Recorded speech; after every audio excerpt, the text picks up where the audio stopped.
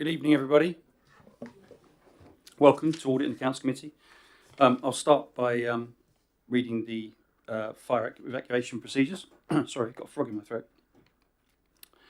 There are no fire alarms scheduled for this evening. Therefore, if the fire alarm sounds, please evacuate the building immediately.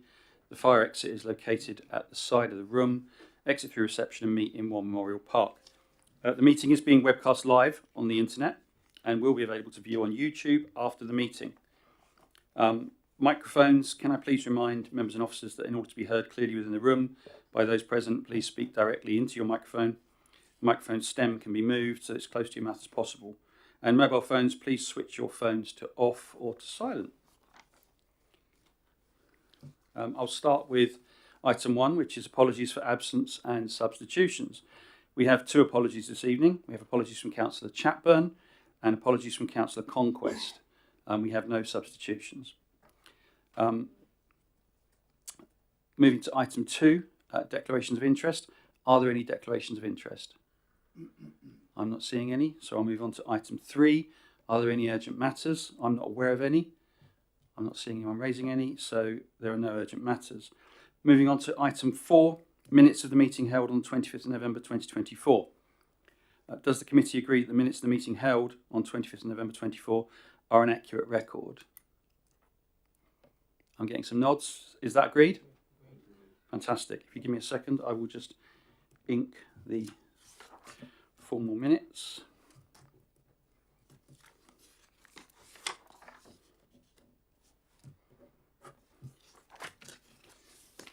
Just pass those to Phil, please. Thanks. Brilliant. I'm going to move the agenda around a little bit, and we're going to handle property paper item 7 first, if that's okay. The annual property plan. I will start just by notifying you that there is a pink paper attached to item 7. If anyone's got any questions on the pink paper, we'll need to go into confidential session for which I'll need to pass a special motion. Does anyone at this stage think that they have something they want to raise? Okay, so it sounds like we might not go into pink paper session. If I can hand over to, I don't know whether Councillor James or Officer Liz Suet's going to introduce the item.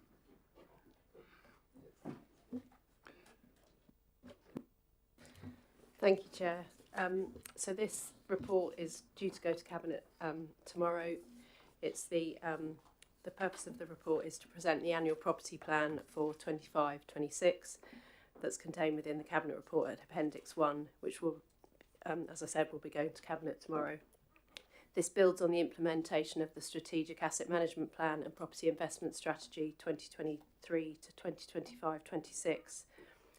The report in Appendix 1 contains a review of the annual property plan 2024-25 and highlights achievements during that year, which are in paragraph 2. The annual property plan, which is contained in paragraphs 3 to 4, sets out the objectives and actions for the forthcoming year for both the operational and investment portfolios and how these will be measured.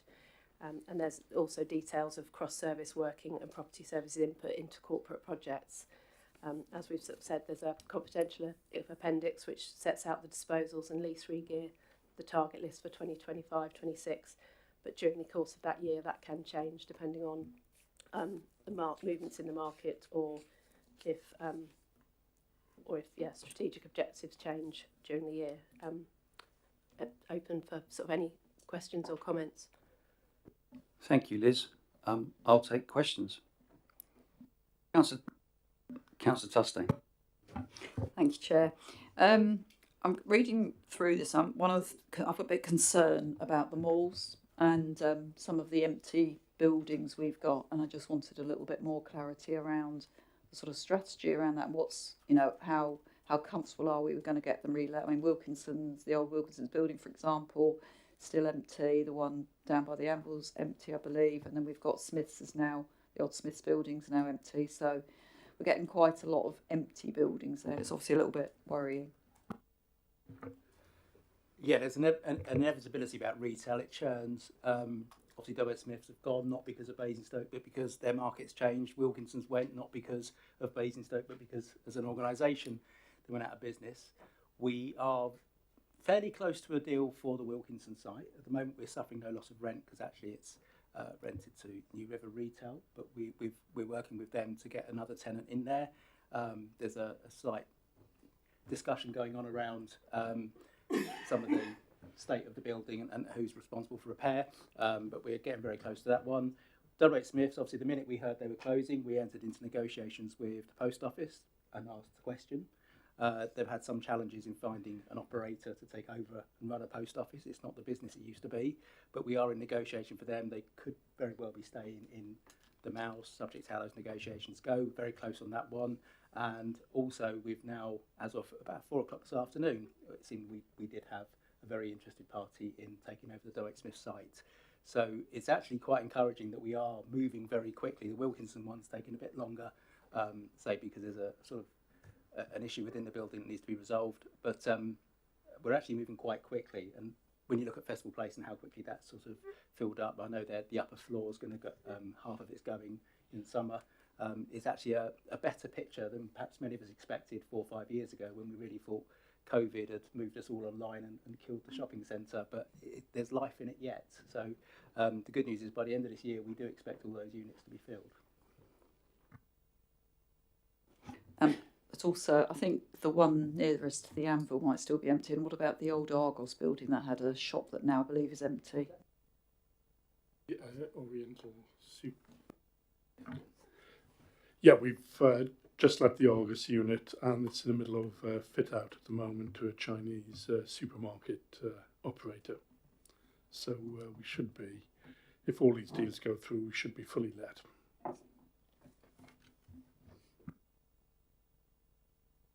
Councillor Isaac. Evening.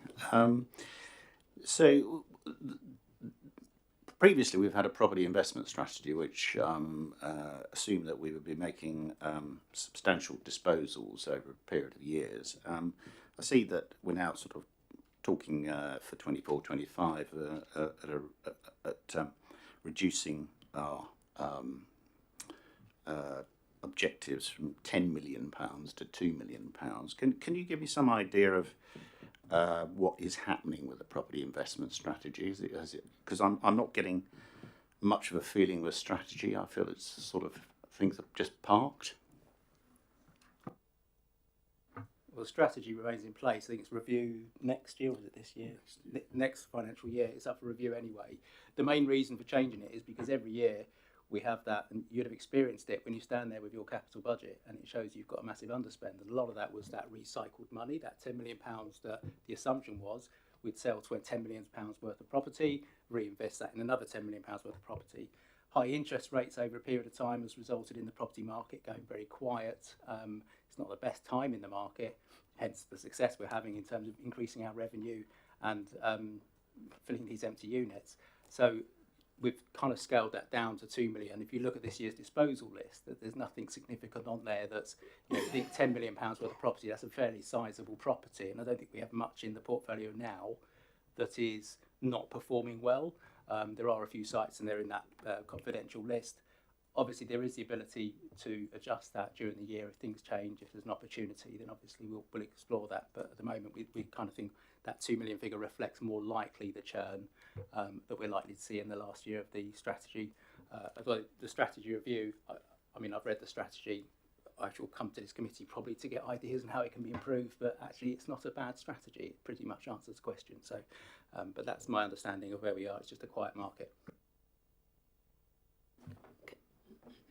I'd just like to add to that. We've also had our strategic advisors, JLL, review the current strategy that we've got and provide comment, and that'll feed into the wider review for forming the strategy for the next 5 years, obviously in consultation with key stakeholders. So it's under review, and they didn't recommend that we make any immediate sort of changes as at now. So we've got some fairly significant sites on Basing View with planning permission. They've been sort of, nothing's been happening with those for some years now. Do you have any view as to what their future holds? Is it just going to be vacant sites?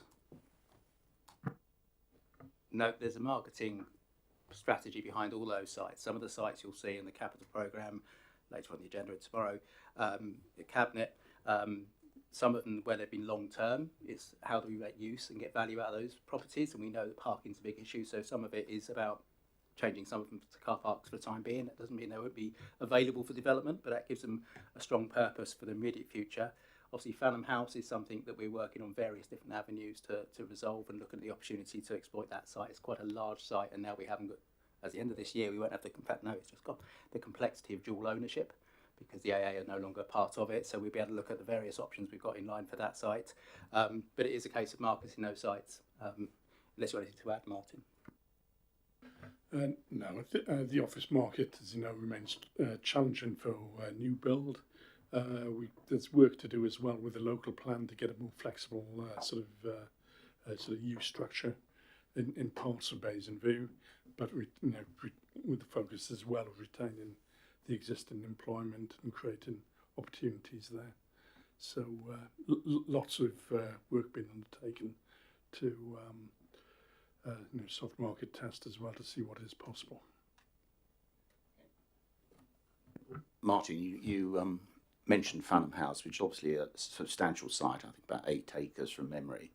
The AA will, I don't know if they've moved into plant yet, have they? Yeah. So that obviously attention is now going to focus on Farnham House, and residents quite right will be asking what is it that we're going to be doing with that. Can we have some understanding of what is actually proactively being done to put that site to productive use sooner rather than later? Yeah, there's 2 parts to that. One is the regeneration plans, which have been sort of worked up to sort of assess what we can, what the appetite is to develop there and what product to develop there. And alongside that is a strategy for interim use. You'll recall we retain in the income on the car parking from the AA for the site, which goes a long way to offsetting the rents. And we've also got a film company as well who's interested in sort of short-term interim uses until those plans are worked up.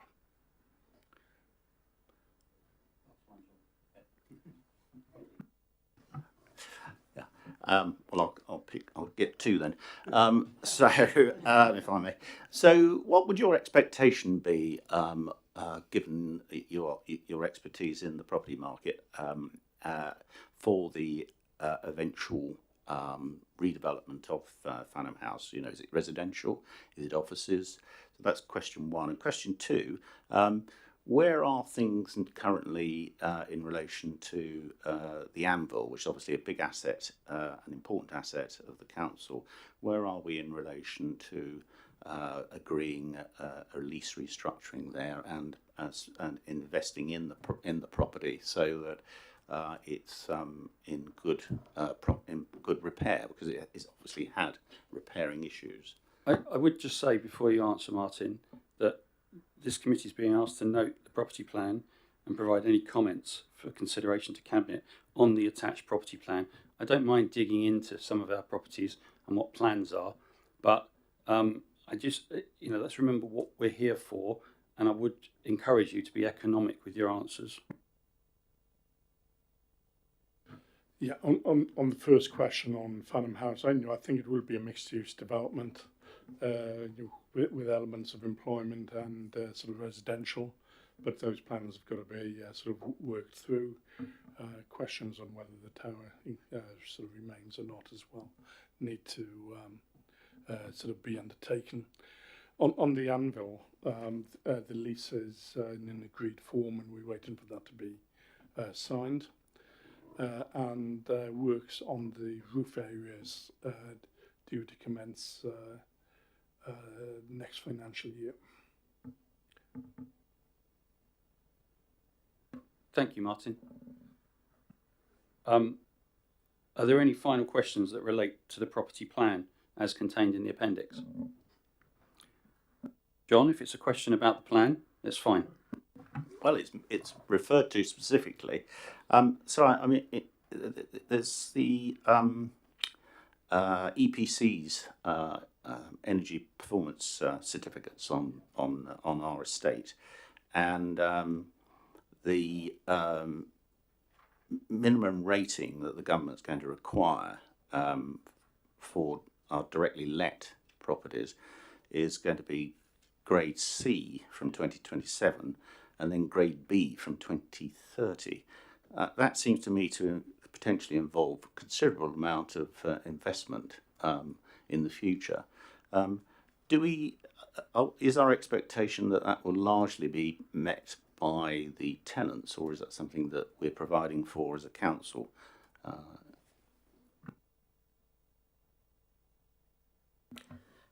Good question. At this point, we are reviewing the portfolio, concentrating on the properties that are E's and D's, and looking to develop a roadmap of how we get to the C, and to understand, because we've already, on some investigation that we've already undertaken, because works were done in the past, and just when we got the last EPC, that they've sort of improved considerably, and actually we won't have to spend money on it. So we need to sort of do that due diligence and get to a point where we've got all that data before we can move forward.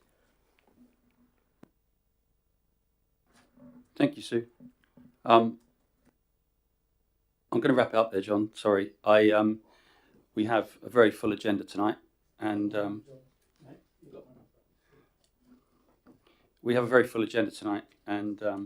anticipating that the next couple of items, being the audit report and the amendments to the published accounts, will take quite some time. So I'm going to ask that the committee notes the annual property plan 25-26 and has provided comments for consideration by Cabinet on the attached annual property plan for 25-26 contained in Appendix 1.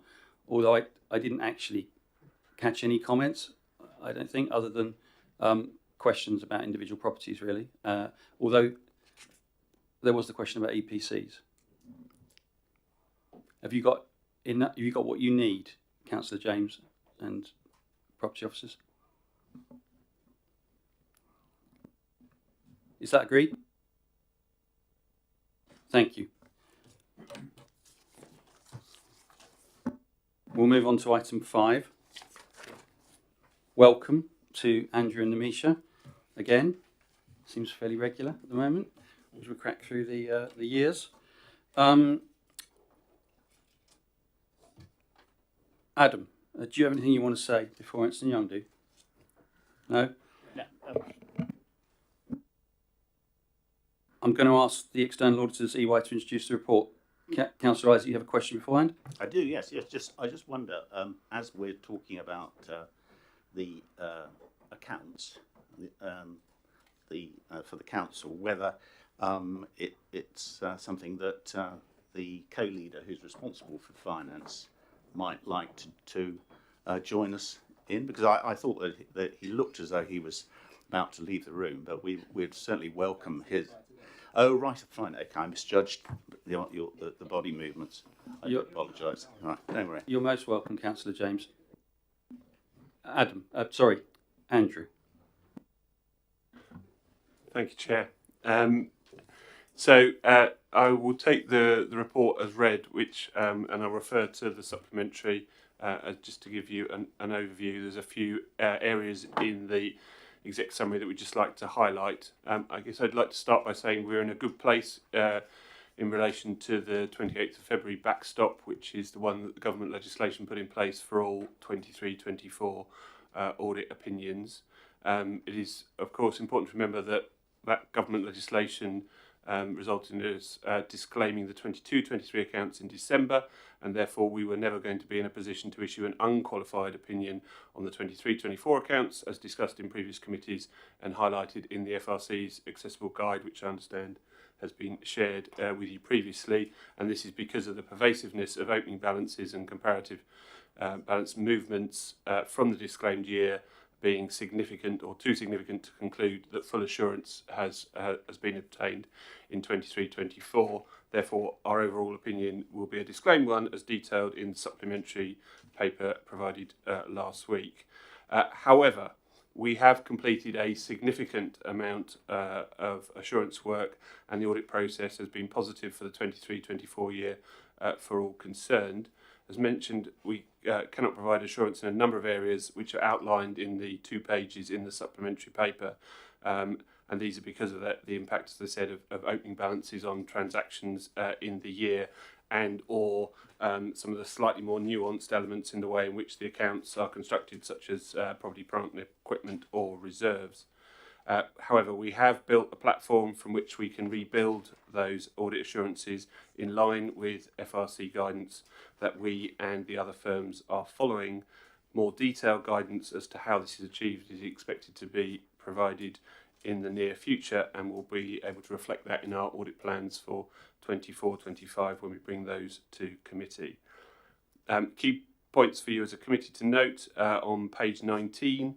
Materiality that we work to is slightly higher at 1.98 million as opposed to 1.86 million presented in the audit plan, which is just due to the increase in gross expenditure, which is the basis for materiality within the draft accounts when they were published. In the value for money conclusion, we have completed our work there, and there are no risks identified of significant weaknesses in arrangements. I'll just hand over to Nim to talk you through the updated status, which is outlined on page 21, I think, of the pack. Nim. Right. Yeah, there you go. Yeah. So if I draw your attention to page 21 of the pack, or it's page 9 within our audit Sorry, Nimisha, can I just check? Are you using our page referencing or your page referencing? Yeah, 21 is yours. 21 is yours, or page 9 of ours. Thank you. So to give you an update... Sorry, I've got 21 marked on here. I've got is a picture. It's 21 of your pack. It's 21 of our pagination, so it's the one with the It is actually 21 executive Yeah. summary. Gov. Ah, so it's different. Yes. That one. Yeah. Right, yes. Okay. Right, gotcha. Thank you. So to give you an update, we've completed our procedures in relation to the risk of management override of controls through our journal entry testing. There were no adjustments to be made after reviewing the work performed. The other area that was outstanding was in relation to the pension liability valuation. We have now received a response from the auditors of Hampshire Pension Fund, and no other issues have arisen from the completion of this work. Management made the 6.1 million correction, resulting in a decreased balance of the pension liability. It was due to the error in the demographic assumptions and inflation experience used by the actuaries. And then if I move to page 20 of your pack, or page 8 within our results report, I draw your attention to the uncorrected audit differences. The first one is in relation to a judgmental difference between the valuers and our EY real estate team in the valuation of a McDonald's drive-through, which has resulted in a 365k overstatement. This is due to a difference in yield assumptions for the remaining term of the lease. We then have another judgmental difference in relation to the pension liability. This is arising from the Goodwin case. The potential impact of the liability in relation to this case is 225k, which is about 0.1% of the addition to the defined benefit obligation. To confirm, though, we have completed our pensions work and no further adjustments required. And then finally, we have an uncorrected difference in relation to the amortisation across the life of an extended lease, which is a rolled forward difference from the 21-22 audit. There was an upfront payment received from the tenant of Belvedere House in relation to a lease premium as the lease term was extended. We believe this should have been deferred over the remaining life of the lease, and operating lease rentals would have been recognised as they are earned. So in 23-24, our proposed adjustment would be to increase current liabilities by 3k, increase non-current liabilities by 489k, and reduce the gain on disposal of investment property by 492k. And then the remaining differences below are the corrected differences. If I can just add, so just to make it clear to members, we are comfortable with the materiality of the uncorrected differences not impacting the audit, although obviously we'll ask Adam to confirm that as part of the letter of representation, and can confirm that all the corrected ones are included in the version of the accounts that you have in front of you. The only other thing I would just add is just to say thank you to Adam, to Sarah and to the team for the help and support they provided to us during the course of the audit. It's much appreciated. I'll pause there, Chair, for any questions that members might have. Thank you. I know Councillor Tustin has a question, Councillor Isaac has a question. I just wanted to say something up front, which is that although we have discussed the disclaimed opinion back in November for 22-23, and we did discuss at some length the potential impact on future audits, I hadn't quite appreciated that meant that we were definitely going to get a disclaimed audit opinion this time around. I thought there was some scope for something in between.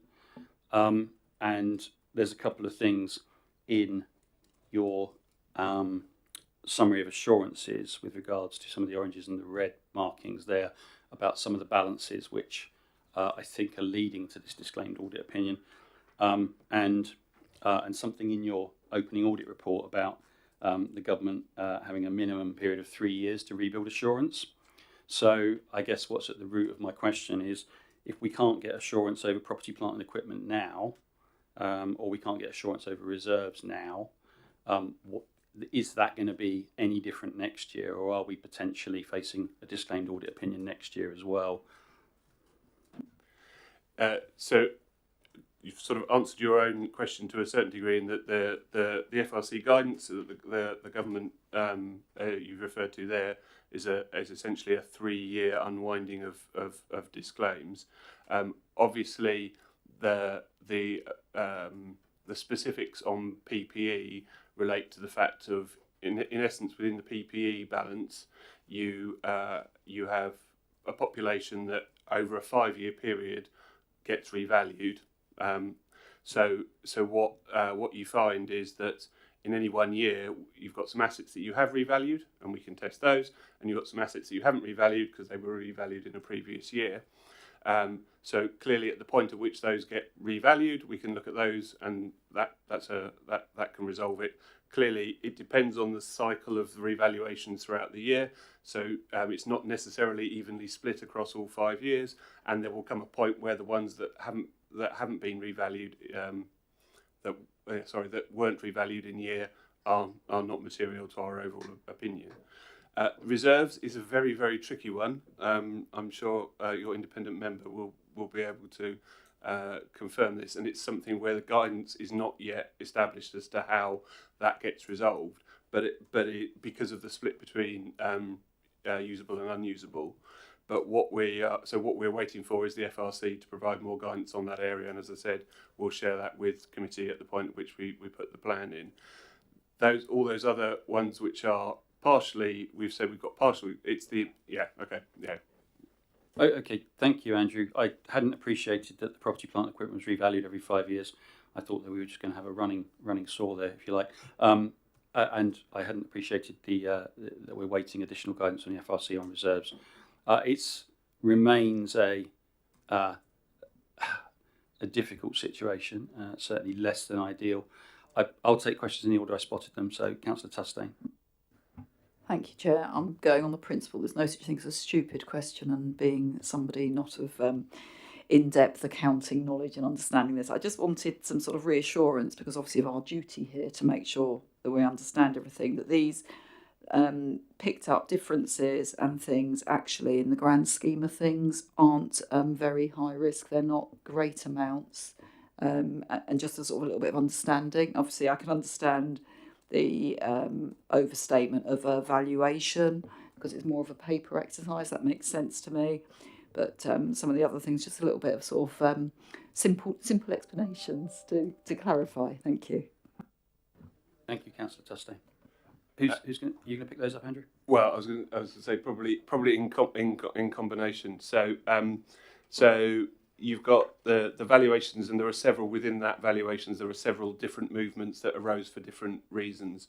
Some was an assessment of the valuations itself on both investment properties and PPE, and some of them were just there's like some reconciliations that weren't that highlighted errors. The ones that Nim talked to, so we talked about the adjustment to, or the adjustment that hasn't been made to the pension fund. There were two elements to the pension fund. One was the Goodwin case, which is a case that's been going on for 5-6 years, and so but it's a relatively small impact here at Basingstoke. The other one was, as Nim explained, an error that the actuaries to the pension fund had made. So when Adam prepared the draft accounts, that wasn't known about. We're actually the auditors of the pension fund as well, EYR. We identified that error. It was corrected by the actuaries. The reports that Adam relies on to prepare the accounts were rerun, and so that's why it was 6.1. So it's quite significant number, but it was something that was identified relatively early on. The other ones, I'd say there wasn't, unless you're going to, is there anything else specific that you wanted to highlight? Oh, sorry, it's me. I was just going to say, so the other investment property uncorrected difference is a judgmental one, so that's just a difference in opinion from our EY real estate team versus Montague Evans, so it's a judgmental one. Oh, sorry. And I'll just add, obviously, where we feel they are significant or we agree with the differences identified by audit, we've corrected those. With the investment property one particularly, we felt our valuers had provided a reasonable explanation to us, and we went with their judgment around them and our expectations of the value for that property. Obviously, they're valued every year, so we'll see what happens next year. The Goodwin one, say it's a case that's going on, and actually in our actuaries report it said they hadn't adjusted for it because it was considered immaterial for us, so we didn't include that, hence why it's there, and I think it's been there for the past few years. So we do, where we think they're going to have a significant impact, we'll make that call to adjust, but for those ones we felt actually we disagreed on the investment property valuation one, and it wasn't material, so we weren't proposing to adjust. Do you want to cover the sinking fund one? Because I think that's another good example. There's just, Councillor Tustain, I found the analysis on pages 59 through to 65, I think,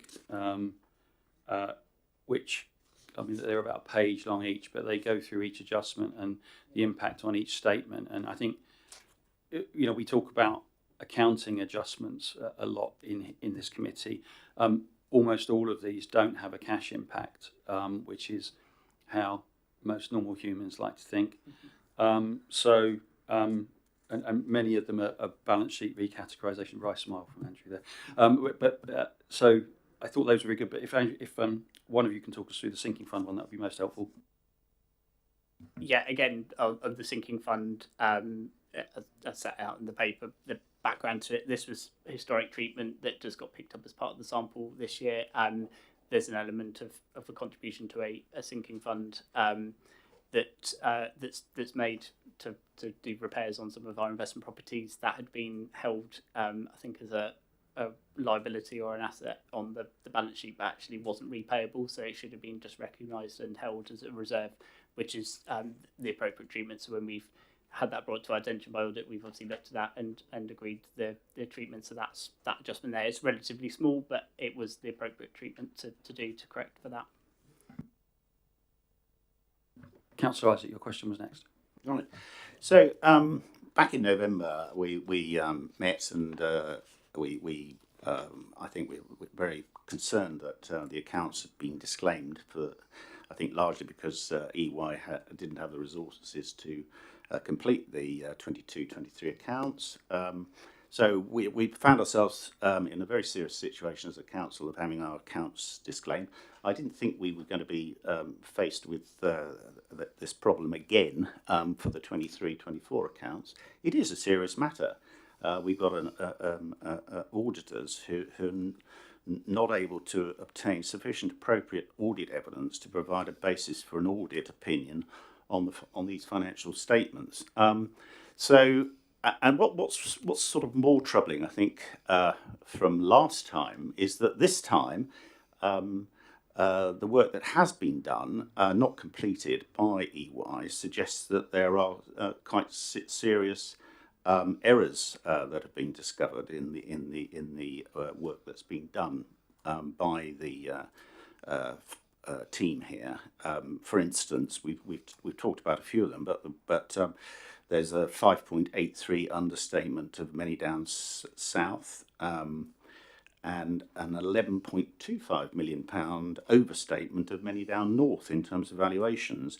Now, what I'm not clear about with all this is I'm certainly not happy about it, because we're going to be asked again to give some form of approval to these accounts. I'm not even sure what it is we're approving tonight, because we've got the draft financial statement, but it's quite clear that a lot of these issues that have been raised by EY don't yet feature in that published statement. So have I got that wrong? Yes. I have. Okay, all right. I specifically said they were included.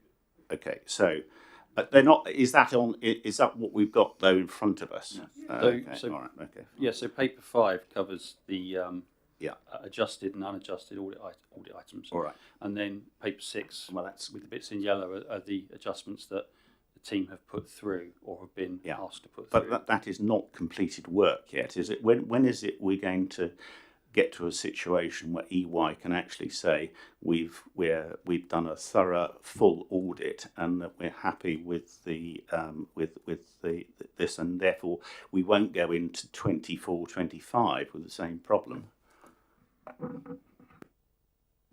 Right, let me start. I'm sure Adam will want to add to this. So, when we met in November, we explained the reasons why the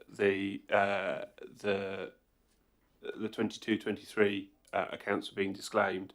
At the time, both myself and Richard explained that the knock-on impact of a disclaimer, as issued in 1 year and as summarised in the FRC's guidance and as explained by government, would take 3 years to unwind in most circumstances. In terms of the audit that we've done this year, we have completed all the procedures we plan to complete, as is made very clear in both the summary at the front end of our report and the opinion, the draft opinion that we provided. It's linked to the fact that any accounts in any 1 year are dependent on two things. You have a comparative set and a current year set.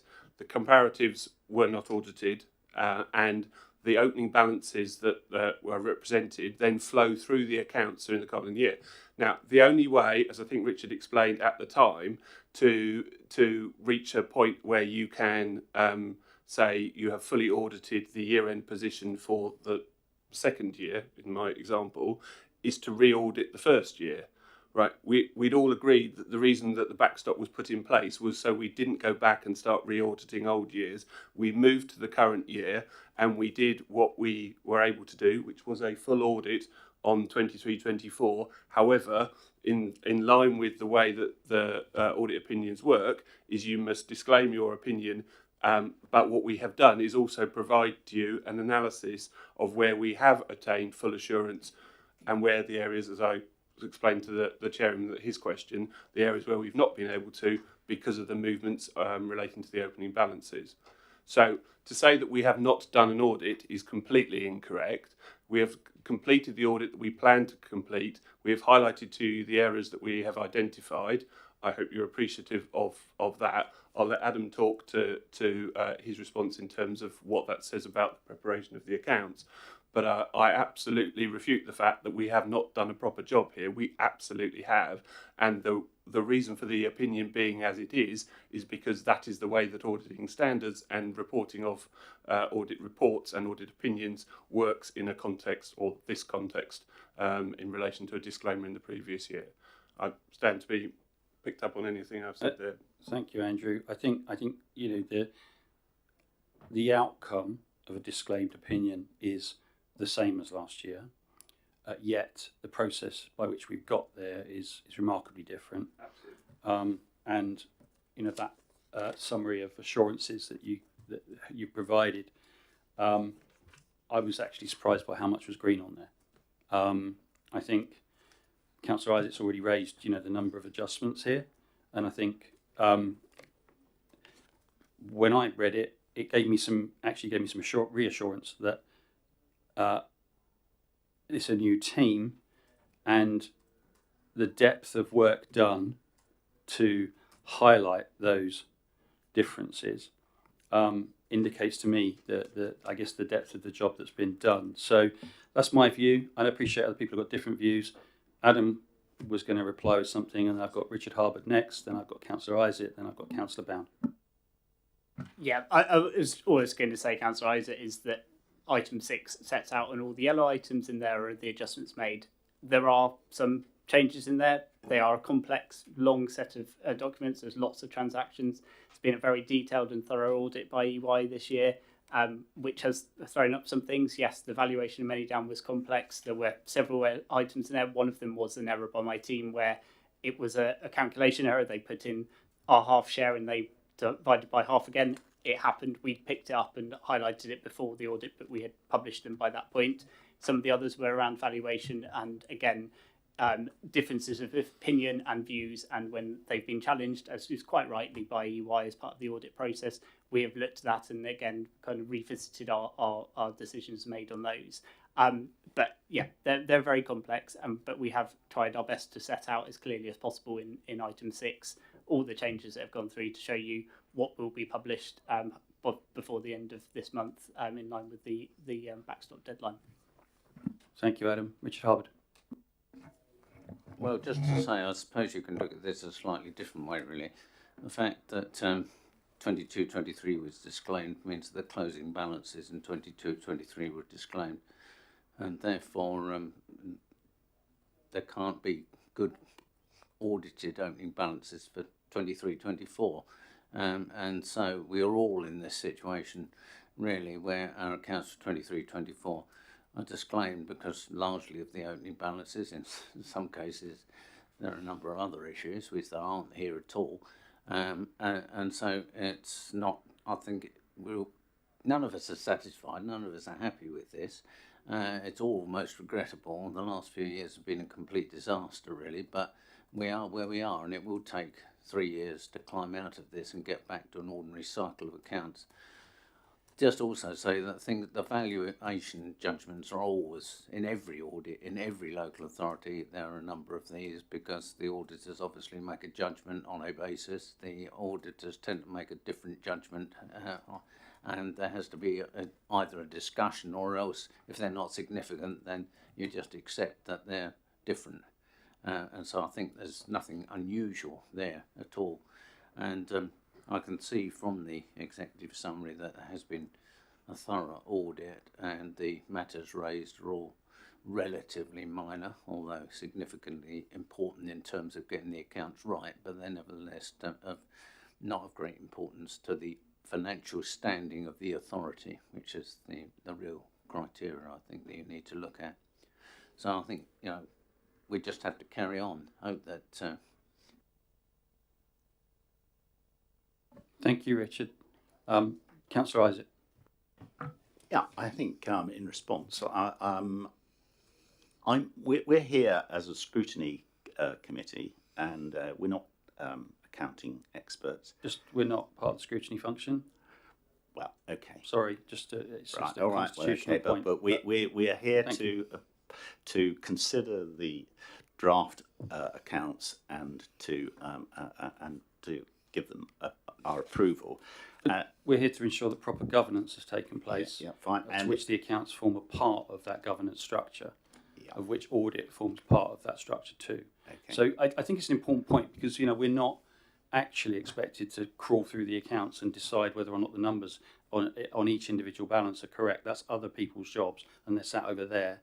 Yeah, so but I just want to make that point really clear to the committee. But that's sorry, certainly not my intention here. What I was seeking to do, and what we got from the partner from EY, is that they have completed a full audit, but as Richard said here, there's the problem brought about by the disclaiming of the 22-23 accounts, and therefore not having opening balances for 23-24 that one could rely on. We understand that, but now through the benefit of this committee, those listening to this meeting will understand that a full audit, and they'll get some reassurance, as I have, from the fact that there's a full audit that's been done. The only thing I would add to that, of course, is that it's disappointing that a lot of this information has come through as late as it has, in the form of a supplementary report, which we've all had to absorb at relatively short notice. And again, I think that's not best practice. I think it's a good point, John. This meeting was originally scheduled for 27th of January, and it was pushed back, and that was to accommodate essentially that supplementary paper, which didn't become available to us till Thursday or Friday. I had a conversation with Adam on Friday, about whether we published that paper straight away or whether we brought it to this committee. It was firmly my view, and Adam concurred, that we published it as quickly as possible to give councillors, give members as much sight as possible. I appreciate the timeline's compressed. I think, but we're operating in an environment where we have a double backstop, and we're in the second stage of that backstop, and that's a compressed timetable that was brought onto us by the previous government or the existing government. I think finally published the guidance, and this and as other people have said, none of us are particularly comfortable with this situation, but it is a situation that has been placed upon us by lack of capacity in the audit market, decisions made by ministers many years ago, I think. So I've forgotten who was next. Councillor Minsbound. I was just going to make a suggestion, if I may, Chair, because I vaguely remember this conversation, but it's not in the minutes. That's what worries me.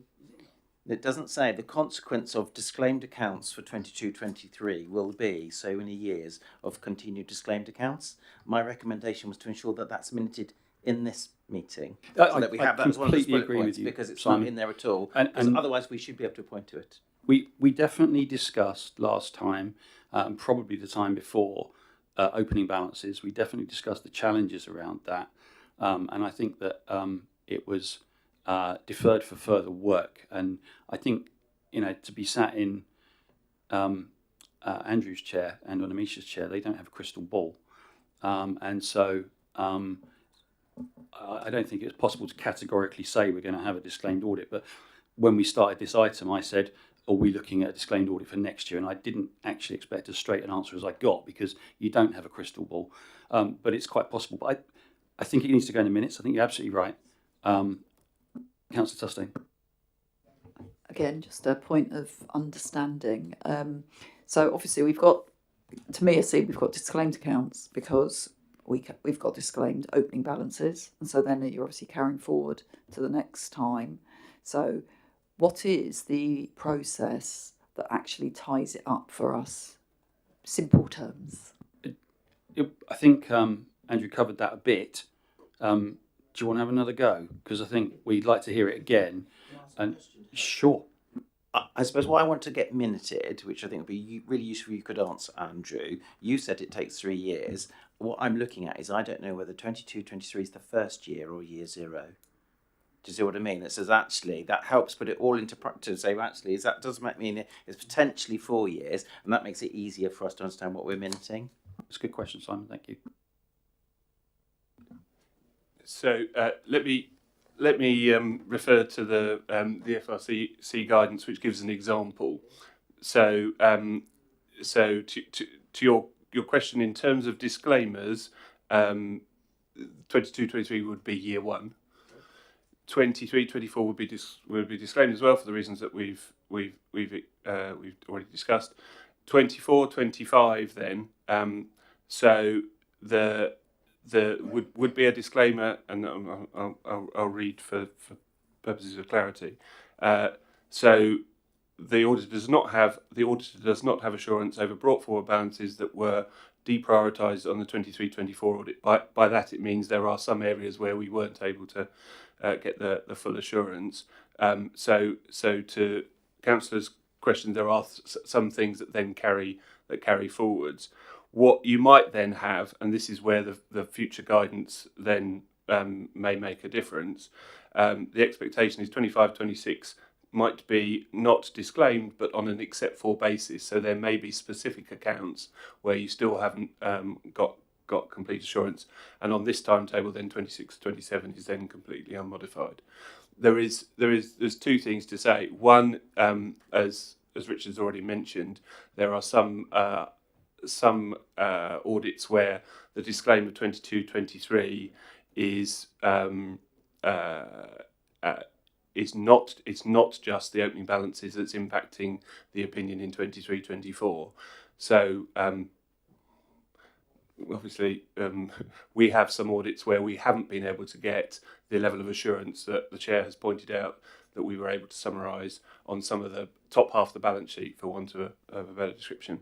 So that, therefore, by implication, has a knock-on impact in terms of that timeline that I've just talked through. So it does vary by audit depending on the point you reach, but each year is dependent on the previous year, and therefore moves forward in that cycle. Can I ask a sort of hybrid question then, based on that, which is that, and I appreciate this may be impossible to answer, but how close were we to an accepted basis audit this year then, rather than disclaimed? How many items on that orange list would we have needed to have crossed off? And if I can just add, okay, how much longer would you have needed the government to give you to get the assurance around those that you needed? So I think the answer is so for PPE we would never have got there unless the council had taken the decision to revalue all of the assets in the year, and reserves, on the basis that we still don't have clarity as to how that gets unpicked, for want of a better description, we would never have got there. So with reserves and PPE obviously being two very significant parts of your balance sheet, we wouldn't have got there. And that's not Basingstoke specific. That will be across. So if those are the two main thorny items, this time next year we will have another cycle of revaluations, and obviously we will have the finance team is here and listening, and we would, I'm sure, all agree that we would like as many PPE valuations to take place as are required, certainly material ones. I think Adam might have something to say on that. And on the reserves point, we're waiting. This time next year, we will have some government guidance around the reserves point, because this is a problem that's not unique to us. Every single local authority will have this reserves issue.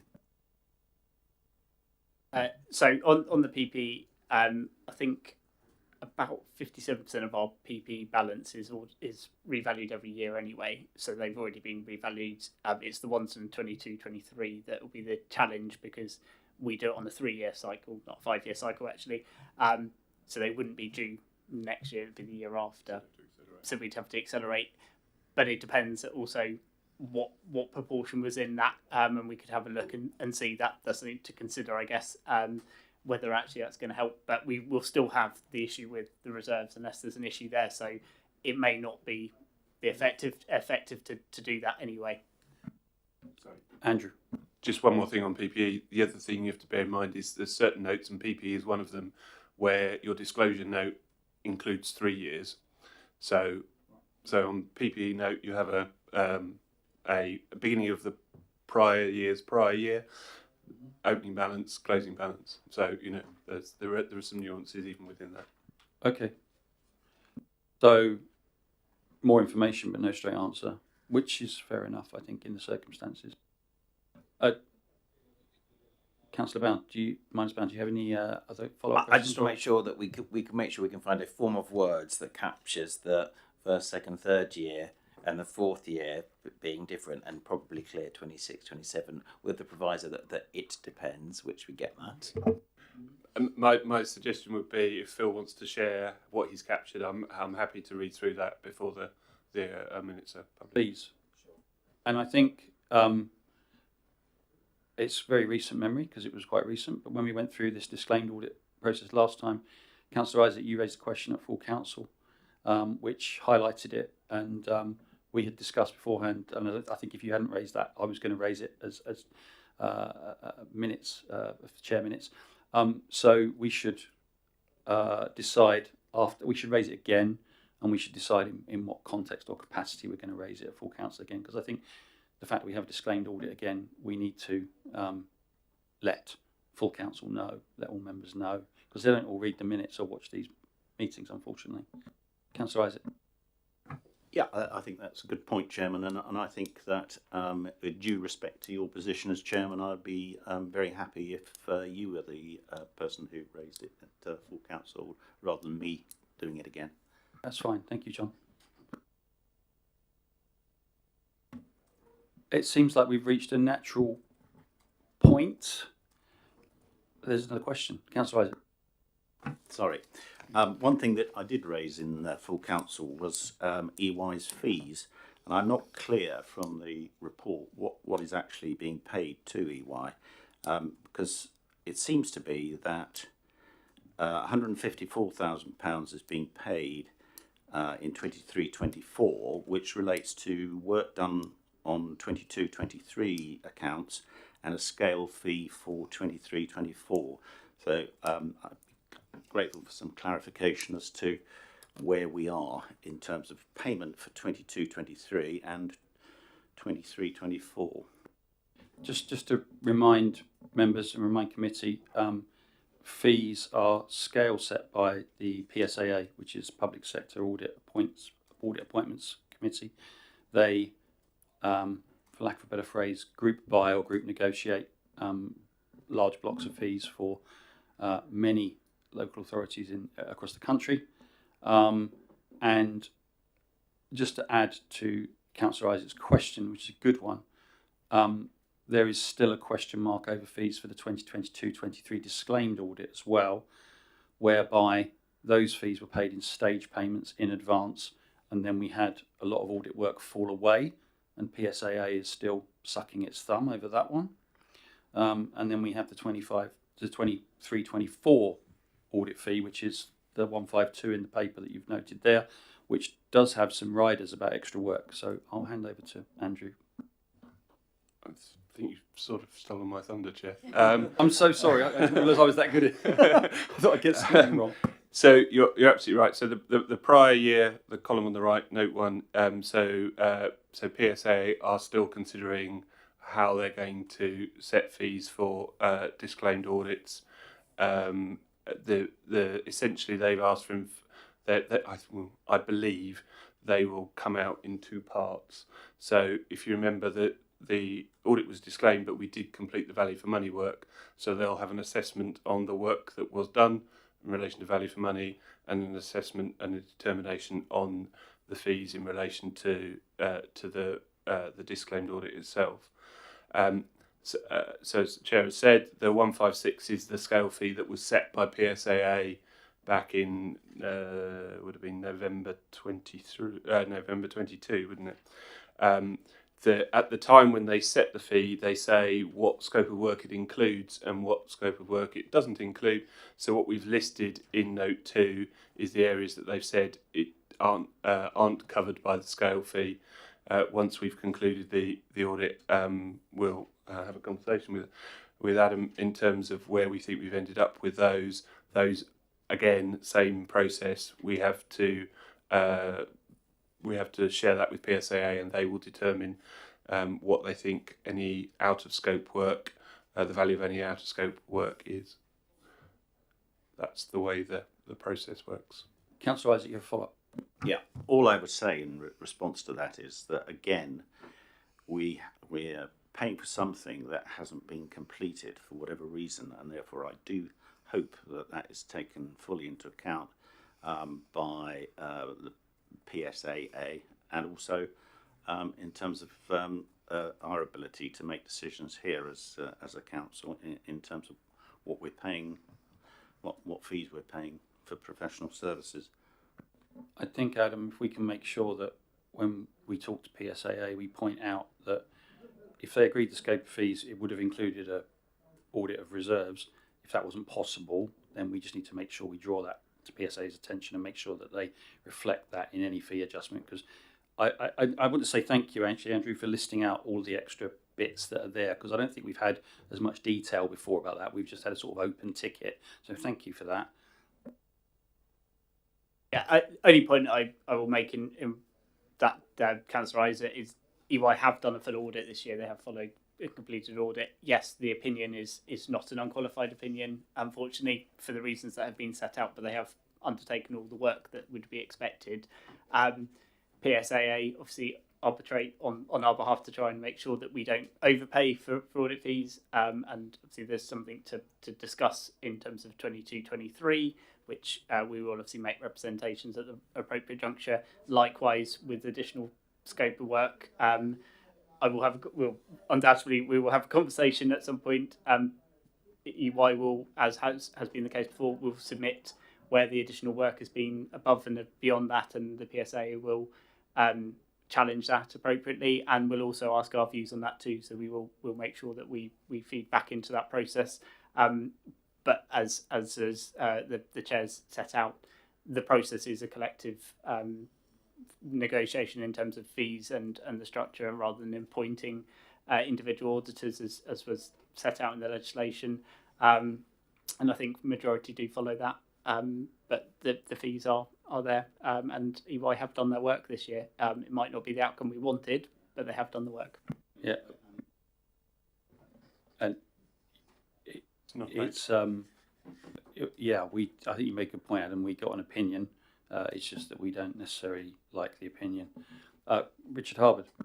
Well, I was only going to say that this is really another saga, the audit fees, and you should settle back and watch this with some interest and amusement, I think, as it goes forward.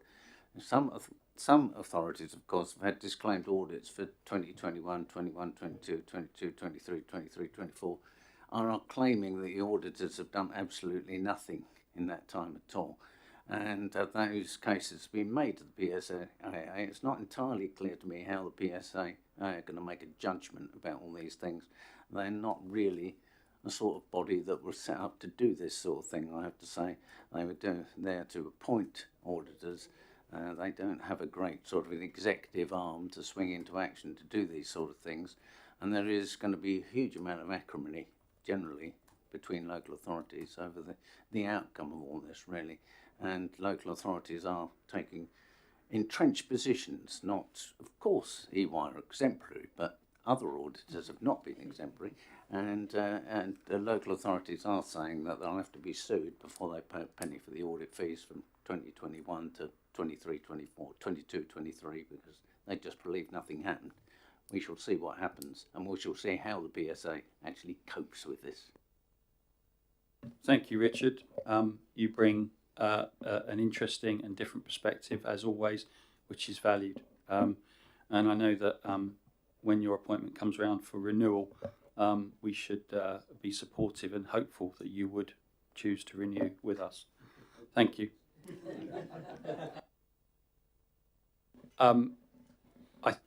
So with that then, I will ask, does the committee agree to receive the report from Ernst & Young, the external auditors, on the results of the audit of accounts for the year ended 31st of March 2024? Agreed. That's agreed. We'll move on to item 6, which is the results of that publication of draft accounts combined with the results of that audit report and the adjusting items. We do have a paper at the beginning of that which goes through the adjustments that have been made in some detail, and then we have the draft accounts with every single change from the published version highlighted in yellow, which made it rather helpful to follow. Thank you, whoever did that. I'll ask Adam to introduce the report. Thank you, Chair. I wasn't going to go through this in great detail. I think we've discussed quite a lot of the content by its nature with the previous item. So I'll take any questions. Obviously, the recommendations for the committee to delegate the authority to approve the accounts in consultation with the chair to myself and to sign for us to sign the statement of responsibilities when EY are at that stage, but before the 28th of February, so that we meet the backstop deadline, which we are close. But given EY's progress to date and the assurances today, I think we're quite close to being in that position to sign. So it's just a matter of timing, really. Are there any questions on the revised set of accounts? I'm not seeing any, so I'll move to ask the committee to agree to delegate authority to the Chief Finance Officer in consultation with the Chair of the Audit and Accounts Committee to approve the Statement of Accounts for the year ended 31 March 2024, and that the Chair of the Audit and Accounts Committee is authorised to subsequently sign the Statement of Responsibilities to that effect on behalf of this committee. Is that agreed? Agreed, thank you. We have covered item 7. Last time I extended the opportunity for you to stay, if you wish. That opportunity is available again, or if you would like to leave. I'd like to say thank you. Thank you for the work that you've done this year. We've covered it a lot, so thank you both. And thanks for coming and being here in person. You know, it's always most respected.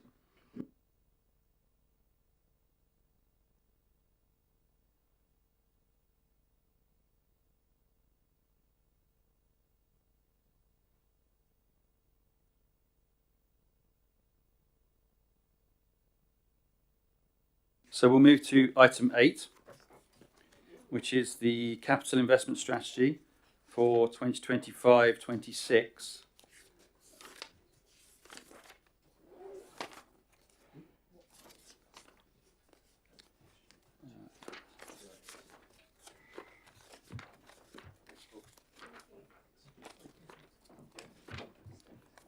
Which is on page 205 in Modern Gov, or your pack, a paper pack, if you have a paper pack. I always find the little chart on page 208 useful to remind me how all these strategies cascade and fit together. I'll ask Adam to introduce the report. Thank you, Chair. I'll take the report as read. This obviously sets out the capital investment strategy for the next financial year, which is will go to Council for approval at the end of the month. So we're seeking views of the committee on and any comments on the strategy. There haven't been significant changes this year. The main one is just really to update based on the updated capital programme that again goes to Council in at the end of the month and Cabinet tomorrow night. The only real change is that previously we included a infrastructure loan for the Many Down project, which was to fund sort of the infrastructure works as that progressed, but that's moved on, and actually that funding is likely to be now provided by Homes England instead of the council for various reasons. So that's no longer within the non-treasury investment strategy. But that was all I was going to say on it, so I'm happy to take any comments or answer any questions.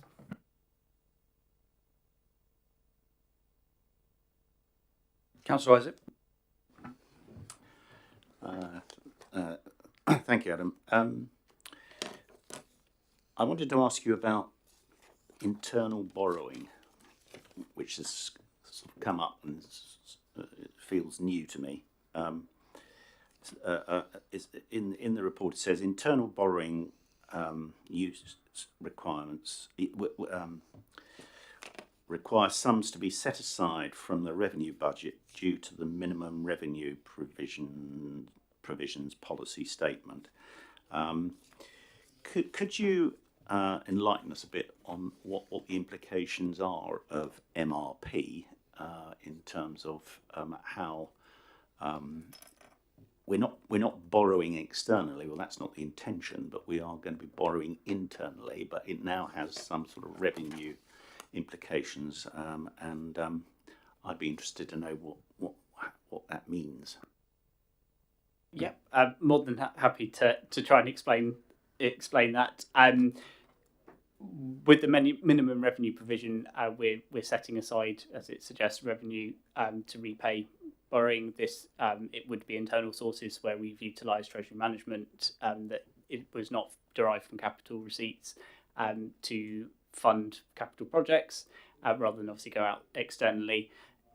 The MRP is then charged on a straight line basis over the life of the asset. So, for example, a large leisure centre, we would assume has a useful life of 50 years, and say it cost £10 million, we would divide that by 50, and that would be the set aside until such internal borrowing has been repaid, which might happen sooner if we get additional capital receipts that then replenish that treasury management. Obviously, we've had the impact already of the treasury management no longer being invested in earning interest, so that does also have a revenue impact, which is taken into account already in the medium-term financial strategy that's going to Cabinet and then on to Council. That's already taken account. In terms of the internal borrowing for the replacement leisure centre on the leisure park, it would only be due when the year after that asset becomes operational. So that's likely to be outside of this current period. So it wouldn't have a direct impact on revenue in terms of that set aside for the current MTFS, but would have an impact later if that internal borrowing is not repaid. Does that answer the question? Yes, it does. So as we're talking about some fairly significant capital investment, this change means that there will be quite a big impact on the revenue account because we're going to have to make provision for it. Is that correct? It will be whatever is internally borrowed against that asset for 50 years. So yes, it would be 1/50th of say 10 million. So that would be relatively immaterial to the revenue budget in the grand scheme of things. Adam, when we spoke about internal borrowing some time ago, the first time you explained it to me, I think we talked about how it can be. I kind of think of this as like the government acting as parent, where they sort of say you've got your savings account. If you're going to spend out of your savings account, you have to pay it back before you're allowed to spend on other things. And so one of the ways we could do that was through capital receipts. And I think it was Councillor Isaac earlier raised a good question about capital receipts from property and about the planned level of sales. So I just wondered if you had a perspective on if the property market's subdued and we are realising fewer capital receipts over a longer time frame than perhaps originally envisaged. Is that going to cause more strain on the revenue budget? Short answer is no, because the property investment strategy is about recycling. It's not actually about growing the investment property portfolio. So in order to spend that 10 million, we would have had to have sold 10 million of that. It wouldn't be used. Those capital receipts wouldn't then go and be used to fund other general capital purchases, capital schemes. So is that because that's restricted money, or because we would be choosing not to repay the internal borrowing? That is as the current property investment strategy. Obviously, as Martin and Liz and Councillor James indicated earlier, that strategy will be revisited in the next year, and I can't talk to that at the moment because that's a future Adam discussion, I think. But yeah, that's at the moment that would not have an impact because it is being recycled to be reinvested. Thank you, Councillor Tustin. So, if we're borrowing this money internally, that then does that have for the first question is, does that have an impact on what we've got available for revenue spend? But also the other side is where we're talking specifically about the aquadrome. This new building potentially, hopefully, will have less of a revenue cost because it'll be more economical to run as well. And does that then get offset against it? So it's kind of like, how does it all balance out?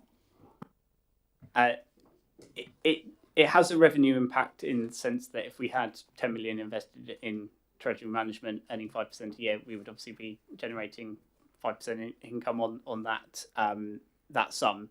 So that will have the revenue impact there because it's obviously not invested. That is already taken into account in our medium-term financial strategy up to 28-29, and will have an kind of be reflected in that because we've assumed those balances decreasing. In terms of the ongoing costs of the new facility, it's obviously going through procurement at the moment. So I can't say what it is, but I would imagine a nice new facility will be more energy efficient and have better facilities. But again, it depends on the outcome of the procurement exercise for that. Councillor James. Just adding a bit to that, so completely right. If the money's not in the bank, you're not getting the interest. I think with the aquadrome specifically, it's a one-off. If you think of all the other stuff that we as an authority might use our capital programme to support, replacing vehicles, replacing community centres, rebuilding them, it's a few £1 million, and there's basically a rolling programme because there's so many vehicles, so many community centres, etc., and operational premises to fix and repair and replace. The aquadrome is a once in, hopefully, 40 years moment. So if you weren't going to run your money right down for this, I'm not sure when you would. So the idea is, yes, we knew as soon as we agreed this, that it would have an impact on the level of treasury management, potentially. There are other sales that might happen between now and then, and we don't know the exact price. But also then you'd expect in subsequent years, you'll always actually put a bit more into capital. It's one of the strange things that the accounts I'm used to, there's no depreciation line really in our accounts. So you'd normally say you should be saving for 30 years for your new community centre or for your new leisure centre because you'll need to replace it. We've been fortunate we haven't done that. I will say it's at the same time as we're exposed to at the moment. We put money into many down, less than we thought we'd have to put into, but we put money into many down and we haven't had the money back. So we are exposed to two big schemes at the same time, but they're both unique schemes that we're not going to be repeating. So we should rebuild that revenue, the amount of treasury management we have. I'll just come to Adam first if he's got an answer to that, and then I'll come to you, Councillor Tusney. Yeah, and just to highlight your point there, Councillor James, on depreciation, we do recognise depreciation is then reversed out due to the niceties of local government accounting. MRP is effectively trying to recognise that there is a set aside that should be made if you're borrowing effectively. So it's akin to that. Councillor Tusney. So going on from that, actually, just something that Councillor James has just said, I think I've read, I'm not sure if it was in this report, so there's a lot of reports tonight. The issue we've got with a lot of our buildings, with the industrial buildings and things, I think it does say that we've got quite a lot of ageing stock. So where are we risk-wise with this stuff? And are we having to look to consider, like you just suggested, that building a depreciation fund to replace all these things? Or are we heading for something a little bit gloomy? Hope not. We're in a slightly different place because we do have a plan in place. And obviously one of the things you can do with the investment property strategy as part of the work that JL do is look at a property and go, actually, we've got it, one of the ones on the list is at the end of its life. So then you've got choices. You can sell it, you can offload it, you can knock it down, rebuild it, you can do a variety of things. What you can't do with a leisure centre is say, we just won't have one anymore. Whereas all our warehouses, industrial properties, we cannot decide they're no longer viable and actually someone else could do something with them, we can't. We don't have that choice with a leisure centre. We really do have to have one. So I think that's where the greater flexibility comes into that. Thank you, Councillor James. Councillor Meansbound. And it's just a detail, isn't it, for me? Because there's something, because I absolutely agree with Councillor James about, we would want a leisure centre, wouldn't we? But there's something that I just want to, because I'm slightly confused about the figures. So we're saying it gets replaced every 50 years, leisure centre, and that's what we take into account when we're thinking about how we adjust for that in our accounts. But that's not the truth, is it? Because actually that one that we've got hasn't lasted 50 years. No, but we're talking about knocking it down and building a new one. Does that happen very often? Well, actually, that with leisure centres, that happens a lot quicker than we all think, because actually it's more like 30 years old, it's not 50 years old, and we get to the point where we know water, heat, metal doesn't work, and you end up having to rebuild them a lot, and lots of local authorities have that issue. Perspective on that, Adam? So my example of 50 years was in relation to the MRP. That was just a figure. We would obviously, you recognise it over the life of the asset. So if it were to be a 30-year asset, and I'm hoping it would last a bit longer than 30 years, because actually it would be a very expensive thing to be replacing everything, but we shall see. We would make that assessment at the time. It was purely just a kind of a indication of an asset life could be up to 50 years. I'm very relaxed about that, Chair. I just think we just need a reality that says most local authorities, we're lucky, we're spending, say, 40 to 50 million. Other local authorities are wondering whether they close it down or whether they can afford £8 million, because it is every 25 to 30 years. And I just think we just need to make sure we have that reality check, because we need to make sure we are saving to rebuild it in 25 years' time. It's a good point, Councillor. I think we've reached the end of that point, so I will ask, does the committee agree that they've considered and commented on the Treasury Management Strategy? Agreed, that's agreed. Oh, hang on, did I jump one? Sorry, that was the Capital Investment Strategy. Whoops. So I better read that out again just to make sure. Does the committee agree to note the third time lucky? Does the committee agree they've considered and commented on the report? Agreed. Thank you for bearing with me. Well, I got my brain back into gear. Right. Item 9, Treasury Management Strategy. I will ask Adam to introduce the report. Thank you again, Chair. Yeah, so likewise with this sets out the Treasury Management Strategy for 25-26, which goes to Council for approval, and obviously then is monitored by yourselves as the appropriate committee for the strategy for next year.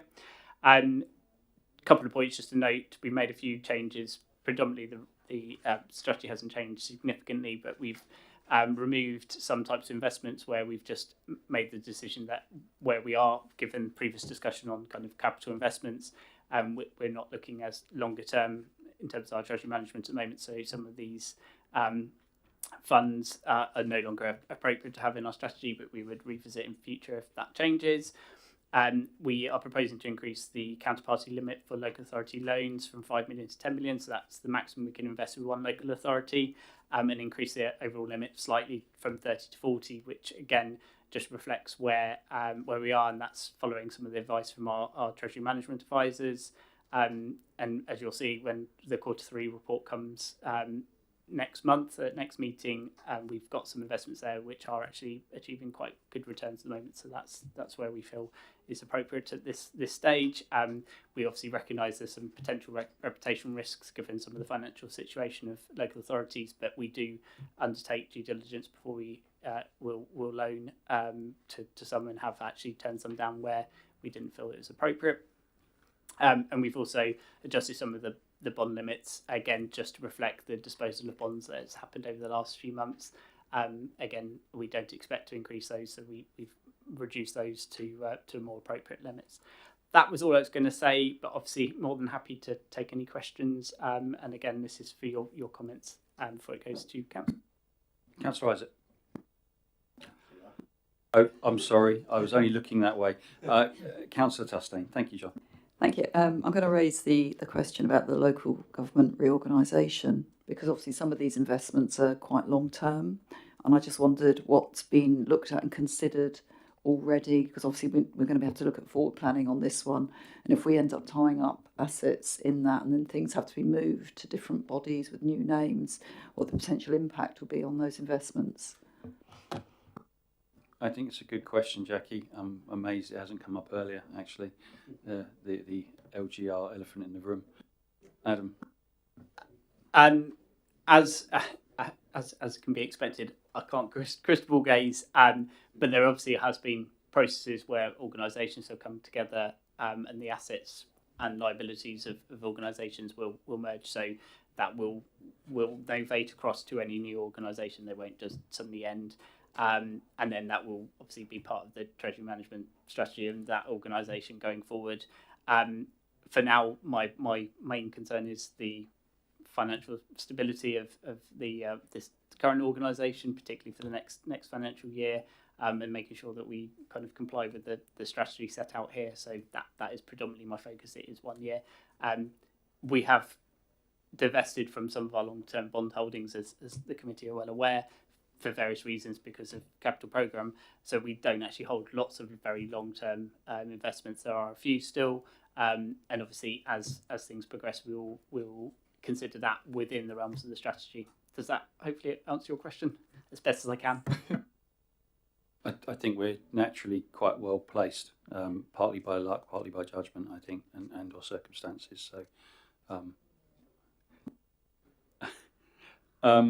what I would say is, if you haven't had the briefing offered by the head of paid service and Rebecca on LGR, it's very good and addresses that and other questions. So I'd encourage anyone who hasn't done that to do that. Councillor Isaac. Thank you, Chair. Adam, in the report it refers to our new advisors, MUFG, and some recommendations from them about reviewing our high liquidity position, looking at investing with local authorities, and considering ultra short dated bond funds. Are you intending to take up those recommendations? So we've already started increasing the amount of holdings that have actually extended the length of time that our liquid assets are in, sort of where they're invested. So that's already increasing, which you'll see in the next monitoring update. And as I've mentioned, we've also taken out several local authority loans, which are a good return at the moment, following their recommendations. The ultra short dated bonds, we haven't at this stage, partly because the returns just aren't there at this stage, but it's something to consider. So yes, we have already taken into account some of that, and again, it's reflected in the strategy and the change in counterparty limits for local authority loans. Councillor Isaac. It seems an obvious thing to say, but given the precarious position of certain local authorities, I hope we're steering well clear of some of them. Yeah, as I said earlier, when we are looking at loans in the market, there are some very, very high rates, but they obviously come with higher risk there. We do undertake quite a lot of due diligence in terms of looking at published information around their budgets, in-year financial information where that's available, and that is obviously very difficult, but we do try and make sure that we are at least protecting ourselves as best as we can. But these are guaranteed. They're not going to not be returned to us. It's just that there's obviously a reputational risk if we have done that, and I'm well aware. And I'm very cautious when we come to that in terms of that, and stick within the strategy. And do we have some sort of security around those? Where do we sit in the order of payoff if the worst comes to the worst? Are we a preferred creditor? I believe we are a preferred creditor for those, yes. Thank you. Are there any other questions on the Treasury Management Strategy for 25-26? If not, I will ask if the committee agrees that they've considered and commented on the report. I'm getting nods. That's agreed. Thank you. We'll move on to agenda item 10, Housing Benefits Subsidy Certification Report for the year ended 31 March 24. I'll ask Adam to introduce the report. I think that KPMG found about £16 more of difference than last year, from my memory. But Adam. Yeah, likewise on this one, I won't go in great detail, but this sets out the work that KPMG have completed on the 23-24 housing benefit certification. Our expenditure was 28.9 million, and we attract subsidy of 28.8 million from the Department for Work and Pensions. KPMG found one error during the audit, which was £17.60, and then we tested the full population identifying an extra £60. So of that 28.9 million, there was a £78 error, which is again pretty good.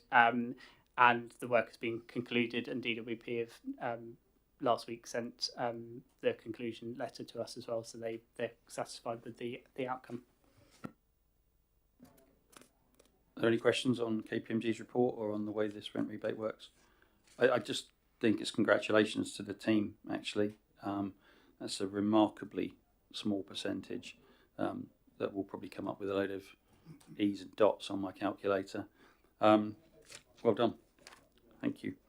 I will ask that this committee agree to note the letter from KPMG relating to the certification of housing benefit subsidy claim for the year ended 31 March 24. Agreed, noted, marvellous.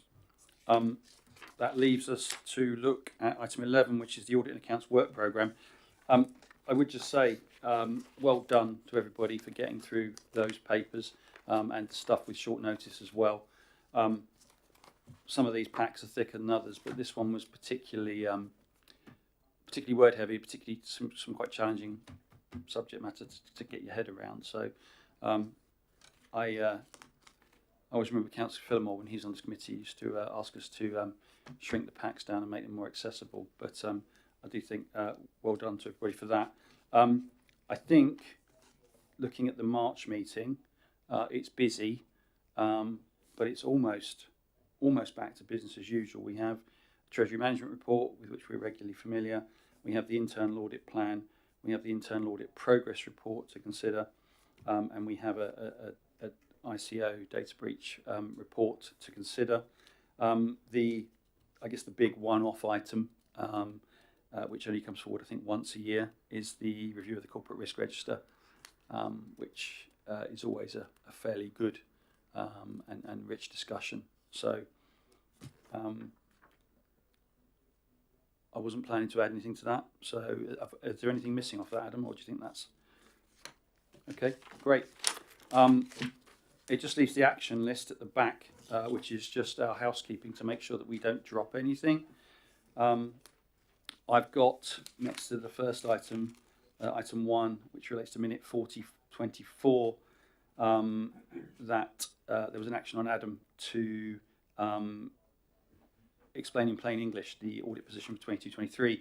That was done, I believe, and that item's closed. Is that agreed?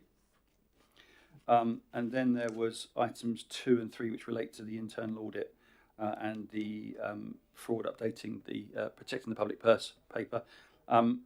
Both Paul Gundry and Richard Bevan will be here at the next meeting, so I think those two are deferred to the next meeting. That's items 2 and 3. Items 4 and 5 related to Councillor Chatburn's concerns around the way that we are doing business continuity and the way that this committee is overseeing or checking how business continuity works. Now, there were some emails that went backwards and forwards between me and Councillor Chatburn and Katie Salis, who's the officer responsible. I'm going to need to check my inbox to see whether I forwarded those to you. Does anyone remember getting those? Okay, so I think that's probably with me and Councillor Chatburn to come back to you on at the next meeting. And then item 6 related to reassurance around property sales and or where they were being pursued where appropriate. And we got an answer from that, and I forwarded it to you, Councillor Isaac, so I think that item's closed. And then item 7 was around unplanned or unexpected disposals and the process that we go through. And again, we got an answer, and I circulated that, and I believe that item's closed. Fantastic, thank you. That just leaves me to say that it's 8:03 and the meeting is closed. Yet again, I forgot to thank some of the officers before they left, but thank you, Adam, for all the hard work you put in. And I will give the thanks of the committee to the property officers after the meeting. Thank you all.